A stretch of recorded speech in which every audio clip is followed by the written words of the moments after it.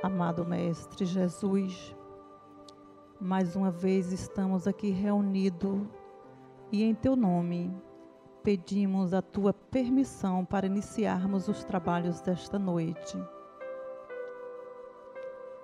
Que o Teu amor envolva a todos nós para que possamos estar atentos e receptivos aos ensinamentos desta noite. Pedimos, Mestre, que envolva nossa palestrantes com fluidos de sabedoria e paz, para que possa nos transmitir palavras de esclarecimentos que nos ajudarão na sintonia com os bons espíritos espirituais.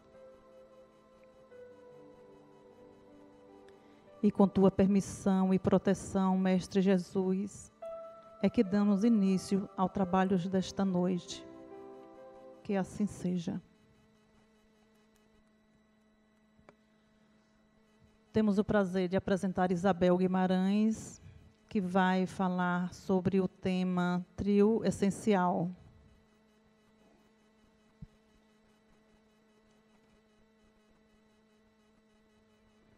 Boa noite. Boa noite aos nossos amigos internautas. Vou dar boa noite a vocês de novo, porque eu nem ouvi a resposta. Boa noite. Agora realmente eu fiquei mais animadinha, porque não é fácil não, a gente cortar a cidade para chegar aqui, né? Esse pessoal assim, muito comprometido, tudo obsidiado, corta a cidade, pega um engarrafamento. O palestrante, em geral, é o mais comprometido, não se iludam não, viu? Quem vem para cá para cima é o mais comprometido, pode ter certeza, o mais complicado ou complicada.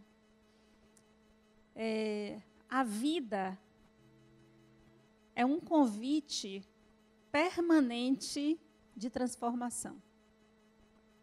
Por mais que a gente se esforce na tentativa de construirmos alicerces fixos para que as coisas permaneçam onde elas sempre possam servir de referência para as nossas decisões, para os nossos sentimentos. Por mais que amarremos as coisas, elas estão, por mais que o nó seja apertado, eles estão sempre se desfazendo e as coisas estão sempre saindo do lugar. As coisas estão sempre mudando, porque a vida é um permanente convite à transformação. E nós, diante dessas constantes transformações, muitas vezes nos angustiamos muito, porque gostaríamos de termos eternas certezas. Gostaríamos, e às vezes até dizemos, e quando eu atendo casais apaixonados, que eu atendo bastante, agora não tão apaixonada assim, porque vai para a terapia, porque não está tão bem assim, né? Mas as pessoas às vezes dizem assim, eu queria que o tempo parasse. A gente não diz isso? Eu queria que o tempo parasse para que eu pudesse ficar nesse instante, eternamente. Aqueles instantes, os quais nós nos sentimos realizados por uma conquista, por um sucesso, por uma vitória, por alcançarmos algo, e gostaríamos de eternizar aquele momento.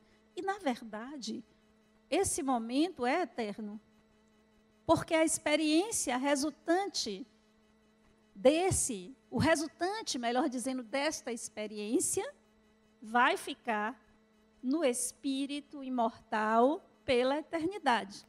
Então, os momentos que nós vivenciamos, emoções boas, sensações positivas, alegrias, vitórias, sucessos, eles se eternizam, sim, na estrutura delicada do espírito imortal. Mas o ego, ele gostaria que os fatos, a experiência se eternizasse, se prolongasse. Mas se ficarmos aprisionados em uma experiência, ficaríamos estagnados dentro de um processo de evolução. E a proposta divina para o espírito imortal é uma proposta de evolução. Então, as coisas sempre mudam. A vida sempre se transforma. Por isso, somos constantemente desafiados. Nós pomos e Deus dispõe. Nós planejamos uma coisa e as coisas se desenrolam e se desdobram muitas vezes de uma maneira completamente diferente daquilo que nós gostaríamos. E vamos tentando amarrar as coisas o tempo inteiro sem alcançarmos sucesso. Por mais que a gente tente, nós não conseguimos segurar a transformação. Nós não conseguimos segurar a vida. Não pode ser eternamente aquela experiência vivida. Então, o que fazer diante desses desafios? Porque é angustiante, não é? É difícil, porque pensamos que as coisas vão se desenrolar de uma determinada maneira. Às vezes acreditamos e confiamos, e elas se desenrolam de uma outra maneira. Pensamos que superamos determinados problemas, determinadas doenças, sejam elas físicas ou psíquicas, e de repente as coisas retornam. O que fazer diante dos desafios da vida? Como manter diante dos desafios, que são na verdade propostas de transformação, porque não podemos esquecer que no horizonte existe a transformação. A vida é eterno convite à transformação. O que fazer? Como nos mantermos serenos e equilibrados diante dos desafios da vida? Porque falar é fácil, não é? Oh, meu irmão, a gente fala isso para os outros, né? Eu vejo as pessoas nas reuniões mediúnicas, é interessante, eu gosto de ficar observando. Eu nem gosto tanto assim de mediúnica, na verdade, viu? Mas, às vezes, quando eu participo, eu fico observando os conselhos dos que são orientadores. Meu irmão, perdoe, meu irmão, a vida e não sei o quê.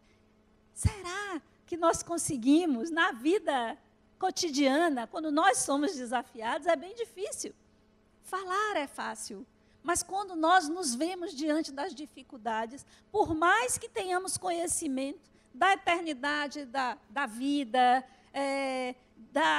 de que tudo tem um porquê, tudo tem um propósito, sabemos tudo isso, sabemos, conhecemos, mas quando somos desafiados, a nossa reação é emocional.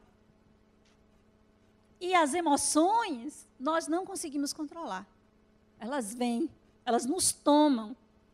E muitas vezes nos percebemos tomando decisões, tendo atitudes das quais, passado o arrobo da emoção, nos arrependemos. Ou percebemos que a decisão poderia ter sido uma outra, muito mais assertiva do que aquela que tomamos no momento em que as emoções surgem a partir de um desafio que a vida nos coloca. Então, existe um trio que precisa andar junto. Existe um trio que é essencial para mantermos o equilíbrio diante dos desafios da vida, em qualquer circunstância e em qualquer contexto.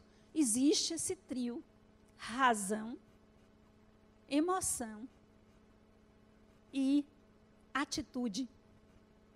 Quando a nossa mente, o nosso coração e as nossas atitudes não andam juntas, certamente nós não vamos ter equilíbrio diante dos desafios da vida. Se pensarmos de uma forma, sentirmos de outra e termos uma atitude que vai de encontro ao que pensamos e ao que sentimos, fica difícil ter equilíbrio. E a maioria de nós, muitas vezes, é tomada pelas emoções e não puxa pela razão para existir um equilíbrio. E, às vezes, tomamos atitudes que estão muito mais referendadas nos referenciais externos, daquilo que nos dizem que é o certo, do que do verdadeiro sentimento que está nos tomando naquele momento.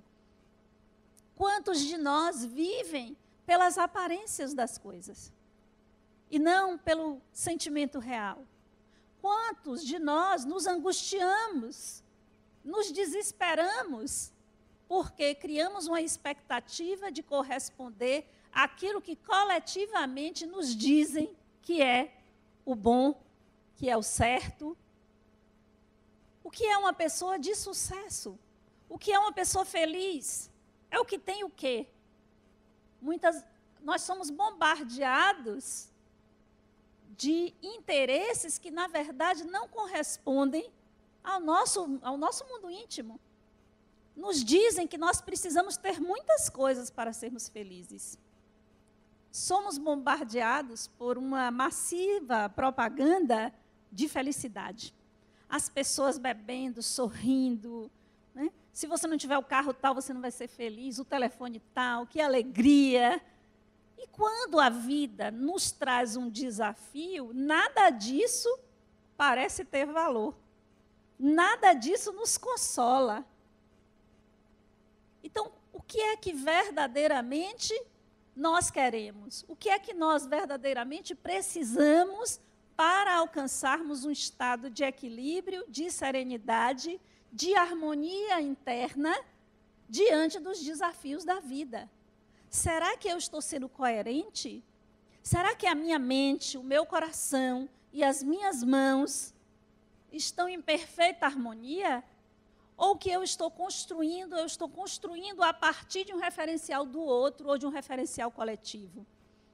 Eu estou construindo para o outro ou estou construindo para mim? O que eu sinto verdadeiramente é o que eu estou dizendo ou isso corresponde de forma coerente às minhas atitudes? Eu conheço muitas pessoas e atendo muitas pessoas que sentem, mas agem de uma forma inteiramente contraditória ao seu sentir. Isso significa que não está existindo harmonia nesse trio.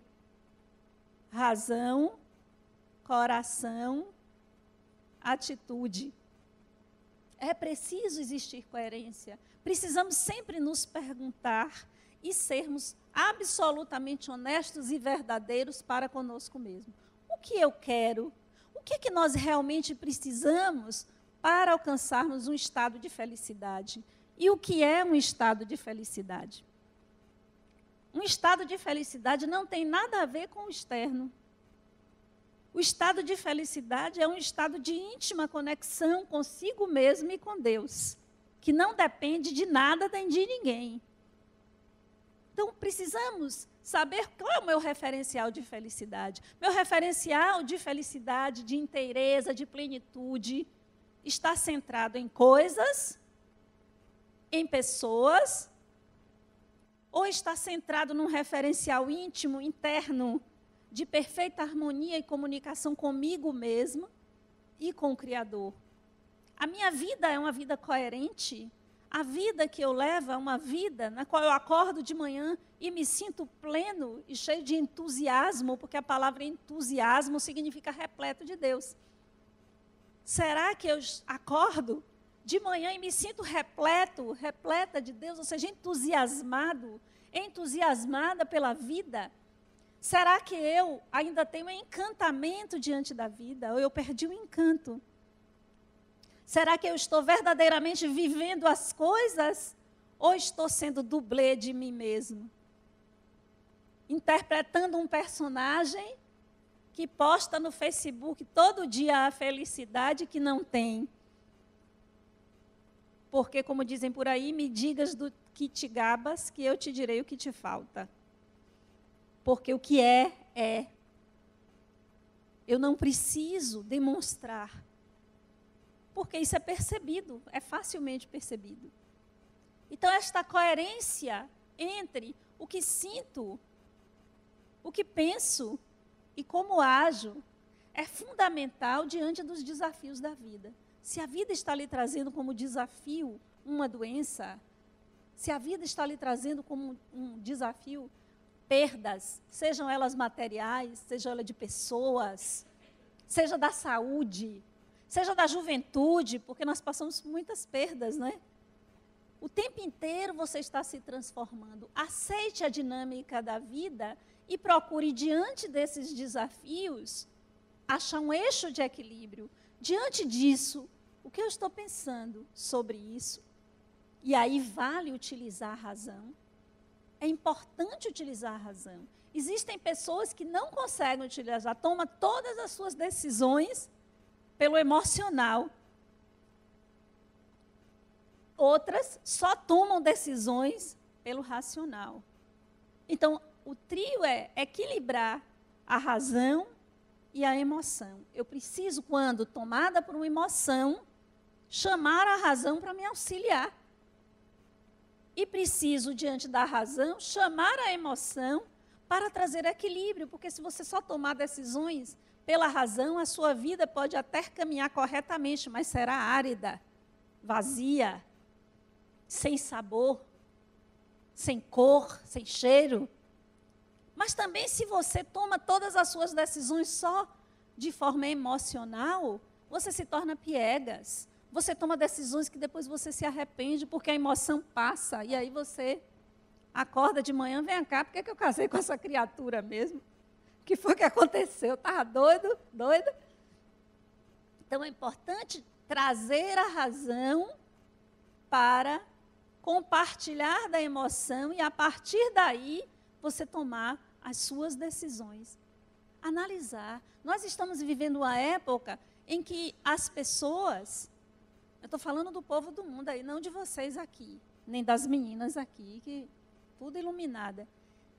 Nós estamos vivendo um momento em que as pessoas estão com preguiça de pensar. Pensar. Em que isso fica claramente demonstrado quando você tenta dialogar com a pessoa de forma argumentativa e a pessoa lhe agride. A agressão é fruto da ignorância. Quando eu não tenho argumentos, eu agrido a pessoa por trás do argumento. Quando eu tenho argumentos, eu debato o argumento, que é bom, é saudável. Nós sobrevivemos, eu estava pensando outro dia, porque eu fico assim, dirigindo, aproveito o engarrafamento, vocês deviam fazer isso, é um ótimo exercício, eu aproveito o engarrafamento para pensar. Filosofo, fico fazendo filosofia, imaginando coisas, preparando palestras, imaginando coisas, pensando em determinados pacientes, podia fazer isso, aquilo. Por quê?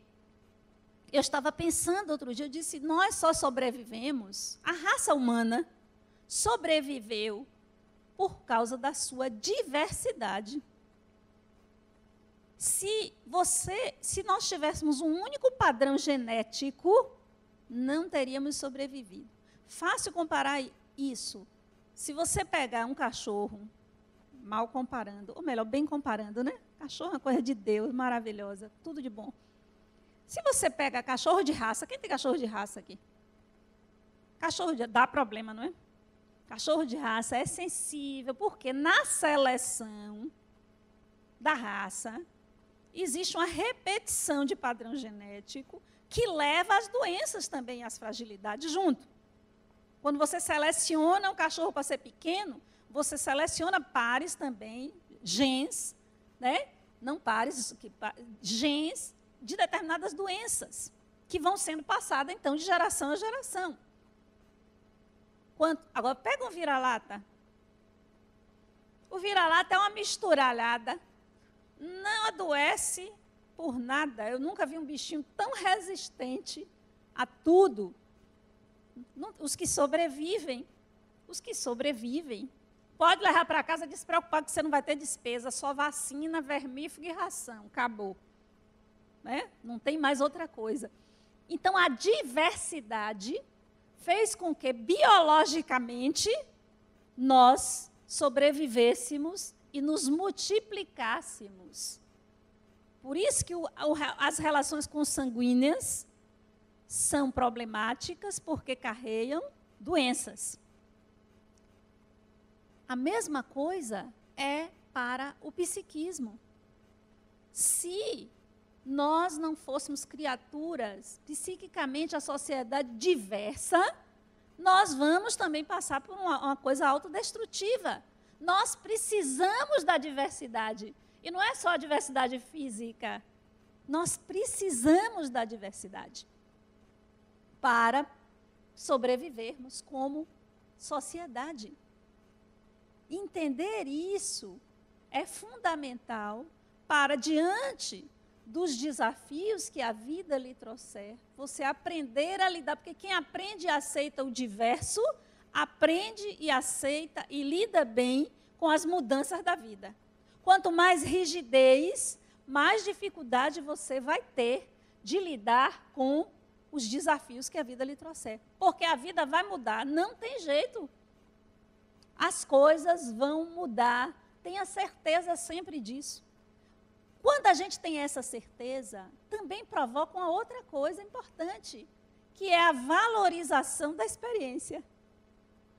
Se eu sei que isso vai passar, quando eu estou vivendo as coisas, eu posso viver com muito mais intensidade e muito mais verdade do que se eu quiser eternizar aquele momento. As experiências passam, a resultante da experiência se eterniza.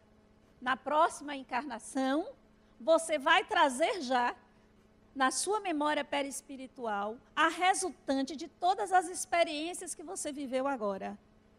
Por isso, a diversidade de experiências é importante. Por isso, manter o equilíbrio e a serenidade, manter a confiança em si mesmo. A confiança. Sem confiança, nada se constrói. Então, se eu consigo, em primeiro lugar, diante de um desafio, estruturar esse trio, pensamento, sentimento, atitude coerente com o que eu penso e com o que eu sinto, eu estou dizendo coerente, eu não estou dizendo certeza. Eu não estou dizendo que quando você é coerente, você vai tomar a decisão e depois você pode descobrir que você se equivocou, mas você não vai entrar em desespero nem em desalinho por causa da coerência, porque você vai poder se explicar para você mesmo.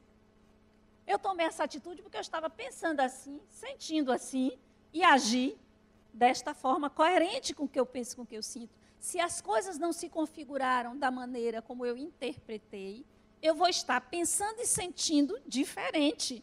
E vou agir novamente em coerência com esse meu novo patamar de pensar e de sentir. E a experiência foi válida, ainda que o resultado não tenha sido o que eu esperei. Percebem a complexidade desta dinâmica, mas o quanto é importante manter esta coerência? Sem essa coerência, não existe equilíbrio. Sem essa coerência, nós perdemos a capacidade de analisar e de interpretar determinados acontecimentos nas nossas vidas. Nem razão, nem só emoção. Razão e emoção formam uma dinâmica que precisa ser percebida e entendida diante dos desafios da vida. Mas existem outras coisas. Quando você consegue manter a coerência, também é importante manter a confiança. A confiança. Você pode chamar confiança de fé, se você quiser. Confiança em você, que é um espírito imortal. Se você perde a confiança em você, tudo desmorona. Não deposite a sua confiança no outro. Porque o outro tem suas próprias dificuldades para lidar. Deposite a confiança na superação dos desafios que a vida lhe coloca em você mesmo. Uma outra coisa extremamente importante é a vontade. A vontade. Como muitas vezes nós temos vontade fraca. Não é isso? As pessoas dizem que querem as coisas, mas será que sua vontade é suficientemente forte para permanecer firme diante dos abalos da vida? É um grande teste para saber se você quer mesmo uma coisa. É um grande teste, porque se você realmente quer algo, a sua vontade precisa ser forte. Você não pode ter uma vontade frouxa. E diante do primeiro pé que bate, você sai correndo, diante do primeiro desafio, você desiste. É preciso saber desistir? Sim, é preciso saber desistir de determinadas coisas. mas depois que nós testamos todas as hipóteses. Depois que eu testei todas as hipóteses, que eu fiz todo o esforço possível, e o Dalai Lama tem uma frase maravilhosa que serve, pode seguir, eu faço isso, dá super certo. É maravilhoso. É assim, se você já fez tudo que era humanamente possível para resolver uma coisa e não conseguiu, deixe para lá. Deixe para lá. Pare de se preocupar com isso, porque você já fez tudo que era humanamente possível para resolver. Então, se você quer algo, faça tudo que é possível para alcançar aquilo que você deseja. Mantenha firme a sua vontade. Se você já esgotou todas as possibilidades, deixe para lá e coloque a sua energia em outra coisa que seja possível de realizar. Porque a vida funciona de maneira encadeada.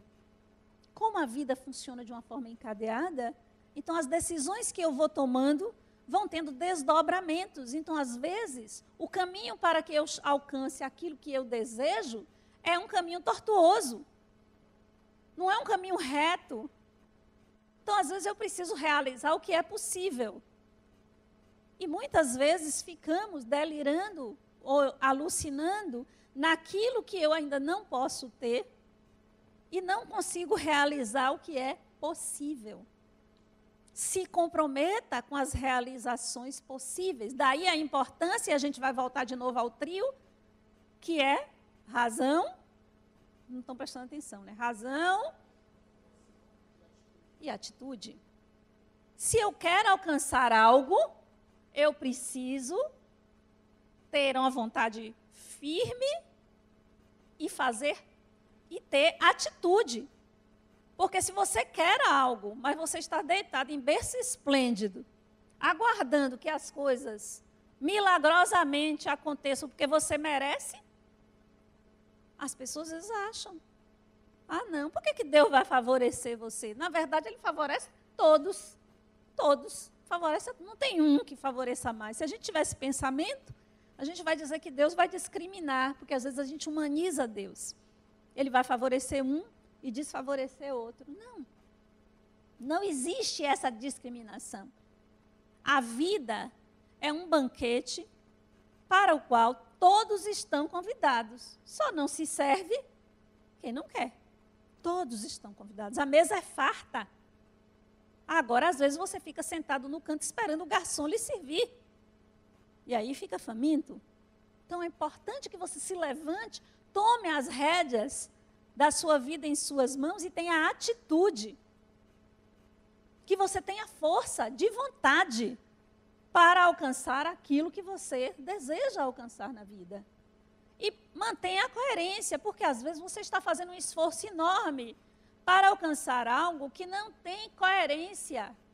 Você está querendo alcançar por referenciais que não são referenciais internos seus, que não é o que sua alma está pedindo. Às vezes a sua alma está pedindo algo, um tipo de alimento, você está dando outro. Porque disseram, porque você não está pensando, você não está fazendo reflexões internas, você não está fazendo um mergulho na transformação interior, na autotransformação. E aí você está indo em busca de coisas que, na verdade, não fazem sentido para a sua alma. E aí você está gastando uma energia imensa e tendo pouco resultado. Por isso é importante o autoconhecimento, por isso é importante a transformação interior, a reforma interna, o aperfeiçoamento interno é fundamental. Eu preciso ser como um instrumento. E que quanto mais a gente vai tocando e treinando, mais a gente vai se aperfeiçoando. Então, a vida é um instrumento. E eu preciso aprender a tocar esse instrumento. Para tocar, eu preciso treinar. Eu preciso tentar, eu preciso testar, eu preciso ter coragem. Eu preciso ter firmeza, compromisso com as escolhas que eu faço. Preciso parar para refletir e preciso conhecer. Conhecer. Essa é outra palavrinha-chave. Conhecer. Hoje, as pessoas estão muito mais centradas em opiniões do que em conhecimento. Opinião não é conhecimento. Opinião é opinião. Todo mundo pode ter. Não é proibido a ninguém. Mas conhecimento exige leitura, escuta, consulta a quem conhece e, principalmente, reflexão. Porque conhecimento não é acúmulo de coisas. Você pode ler todos os livros e não ter conhecimento. Porque conhecimento é você conseguir estruturar a partir daquilo que você estudou, que você leu, que você ouviu, uma opinião própria, sua, interna, que tem a ver com você, e não simplesmente você achar as coisas. Axologia. Axologia é uma ciência livre. Todo mundo acha o que quiser, mas eu acho. O que você acha está centrado num conhecimento? A opinião que você está trazendo está centrada num conhecimento? A opinião pode se transformar em conhecimento na medida em que ela está estruturada em cima de algo que você se aprofundou. Mas fazer reflexões é fundamental. Parar para fazer reflexões sobre o que está acontecendo na sua vida, sobre os desafios que a vida está trazendo para você, é fundamental para que você possa manter o equilíbrio e a coerência. Senão você vai se perder. Mesmo porque o leque de coisas que nos oferecem para resolver os nossos problemas é muito grande, né? De todo lado. Se você contar para uma pessoa um problema, ou para um grupo de pessoas, um manda você ir no médico tal, outro manda ir no tal, um manda você ir para o centro, outro manda você beber água, fazer o evangelho, o outro manda você ir para fazer um trabalho. É um leque. Aí tem livros de autoajuda, centenas de milhares. E se você não mantiver o equilíbrio, a coerência, a serenidade, você acaba se perdendo no meio de tantas informações, se você não parar para fazer uma reflexão. Isso que está acontecendo comigo tem que propósito? É para quê? Qual é o convite embutido nesta situação que eu estou enfrentando nesse momento? Está me convidando a quê? Essa doença está me convidando a quê? Será que não está me convidando à percepção das minhas fragilidades? Será que não está me convidando a perceber a finitude da vida para que eu possa me abrir para a espiritualidade? Será que essa perda não está me convidando a trabalhar o desapego e aprender que as coisas não são nossas, mas apenas emprestadas e que nós não podemos depender delas para sermos felizes? Será que a perda desta pessoa, seja porque se afastou de nós, seja porque desencarnou, não está querendo nos ensinar que as pessoas não são nossas, que nós estamos em uma jornada ao lado delas, mas que todos somos livres para vivermos as nossas novas experiências? Mas que o amor pode se eternizar, independente das pessoas estarem próximas ou não? Então, perceba qual é o convite embutido no desafio que a vida está lhe trazendo. Porque a vida nos desafia constantemente. E o bombardeio de informações e a disponibilidade de coisas a fazer diante desses desafios podem mais confundir do que nos convidar ao equilíbrio. Então, parar por alguns instantes para procurar um eixo de centramento diante desses desafios, usando a razão, a emoção, para que a atitude seja mais assertiva, é fundamental. Estamos muito apressados. A humanidade está adoecida. Existe uma patologia, uma epidemia, usando uma linguagem da saúde, de pressa, de angústia e de vazio. As pessoas estão tentando preencher o vazio das suas vidas pela ausência de sentido, pelo afastamento do seu mundo interno, com coisas. E não são só coisas materiais. Também com sensações que são fugazes.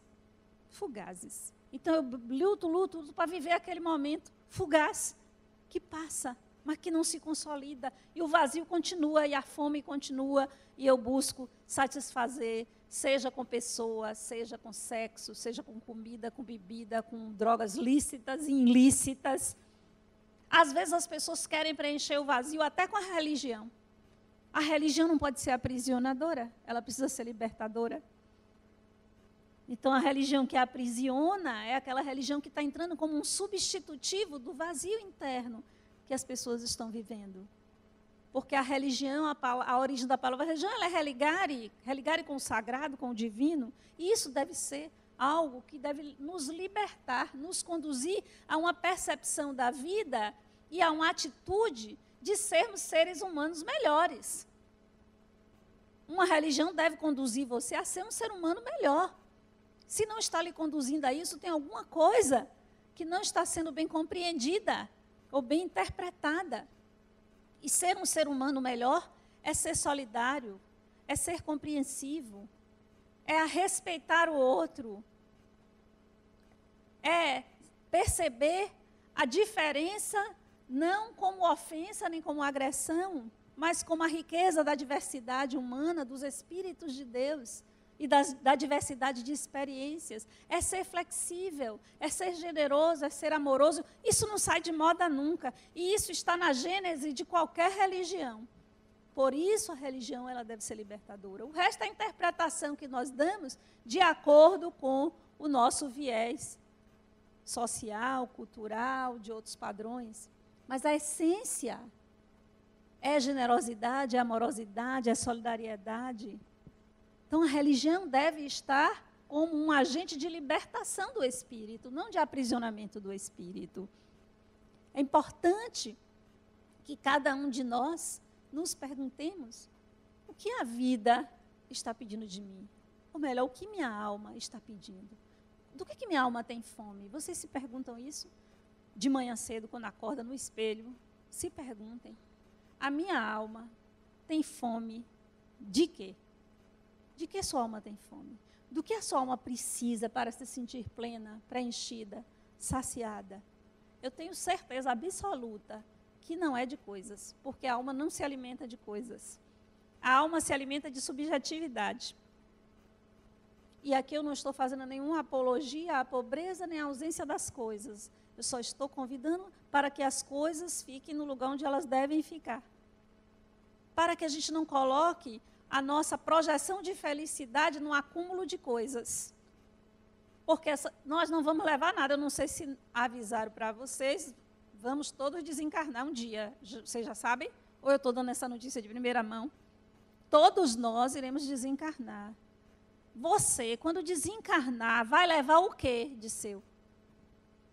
Diga aí o que é que você vai levar. De material, o que é que você vai levar?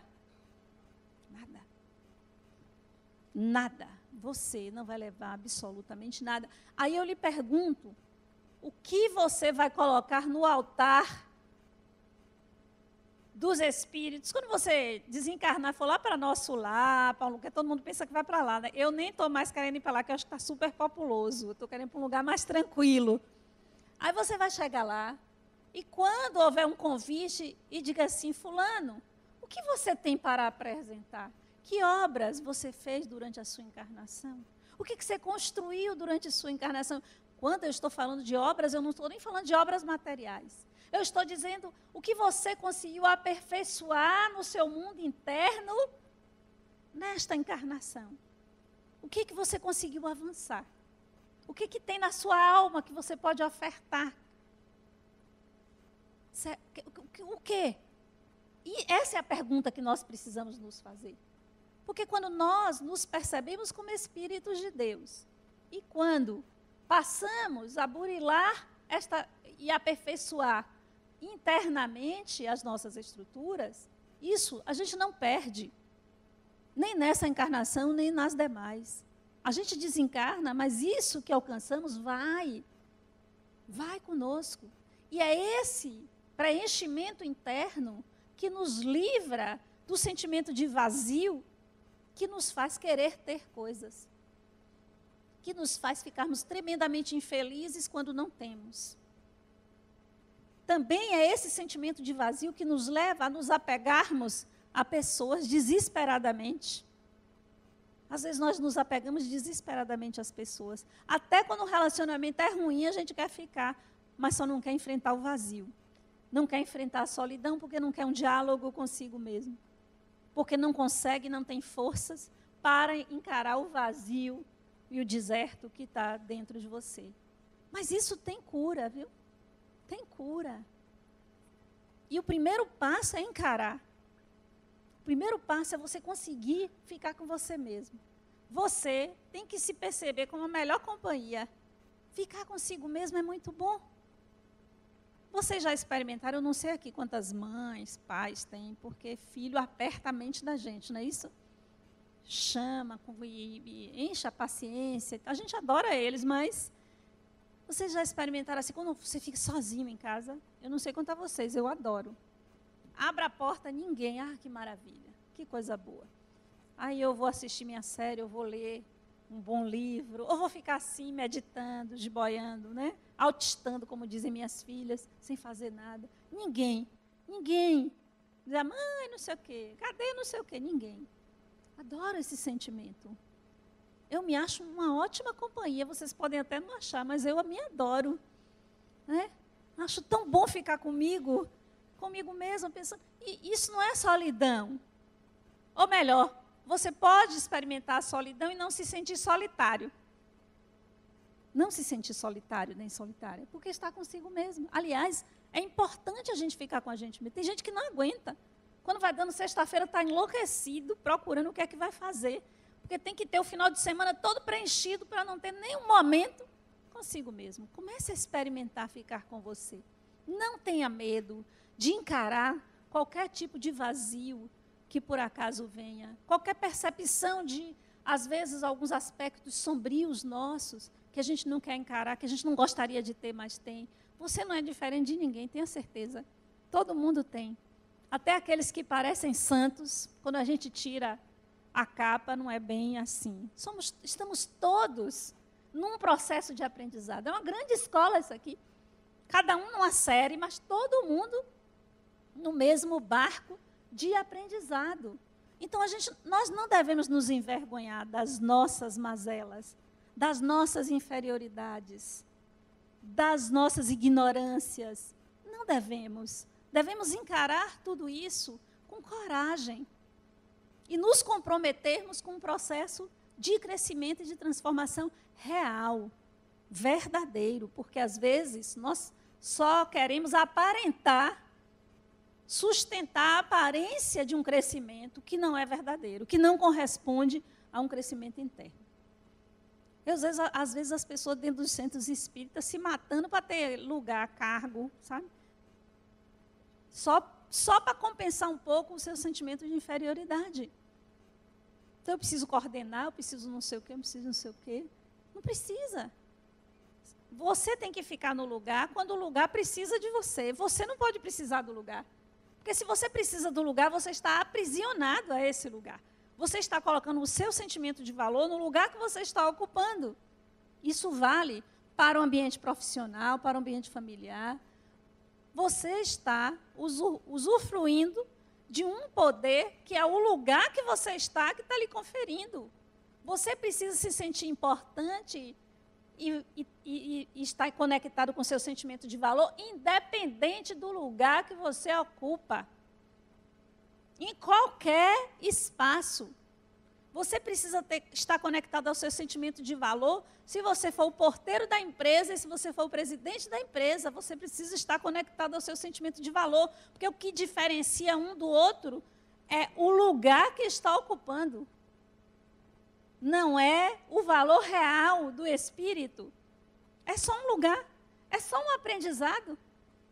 Eu estou aprendendo coisas como porteiro, estou aprendendo coisas como presidente, depois a gente inverte, troca e vai fazendo.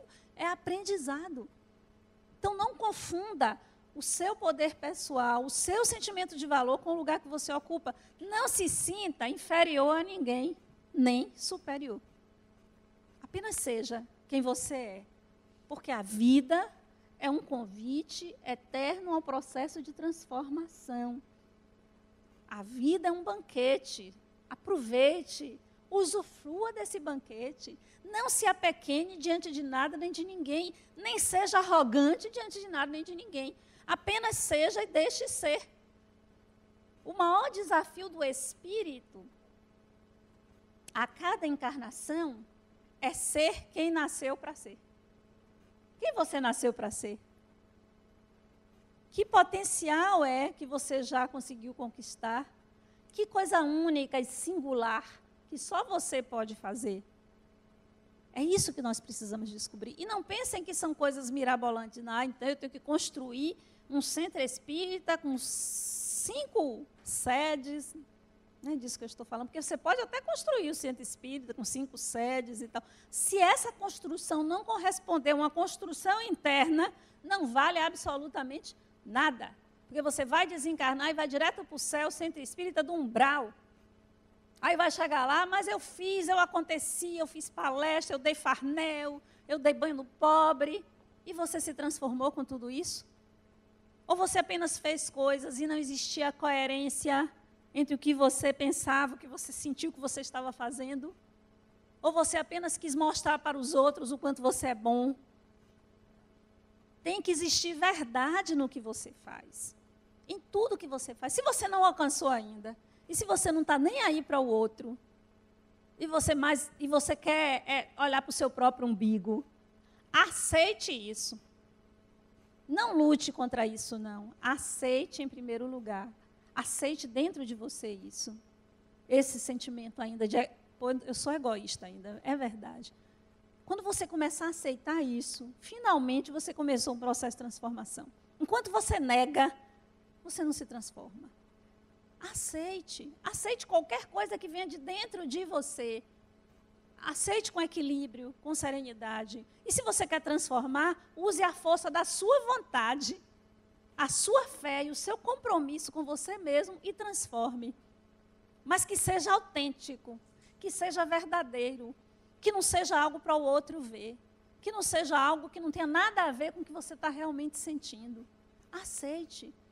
Todo mundo quer ser bom, eu acho engraçado. Até quem é miserável não quer que a gente diga que é miserável. Quer dizer que é bom. Ótimo que todos nós estamos procurando sermos pessoas boas. A nossa essência é bondade, porque a nossa essência é divina. Mas se você não alcançou ainda, aceite. No momento em que você aceitar que ainda não alcançou, 2 coisas vão acontecer. Você vai começar a trabalhar de verdade para alcançar. E você vai se tornar uma pessoa humilde. E a humildade vai lhe levar a compreender o outro, a ter flexibilidade diante do erro do outro, a acolher o outro, a ter, finalmente, o trio essencial: pensamento, sentimento e ação, em perfeita coerência. Aceite quem você é agora, porque a semente do carvalho que você é de verdade já está em você. O espírito puro que você é já está em você, desde o momento em que Deus lhe criou. Todo o potencial como espírito imortal que você é, já está em você nesse momento. Apenas estamos, a cada encarnação, fazendo desdobramentos disso, mas isso já está em você. Não perca isso jamais de vista, mas reconheça os limites que lhe impedem de expressar ainda plenamente o que você é e o que você nasceu para ser. Muito obrigada.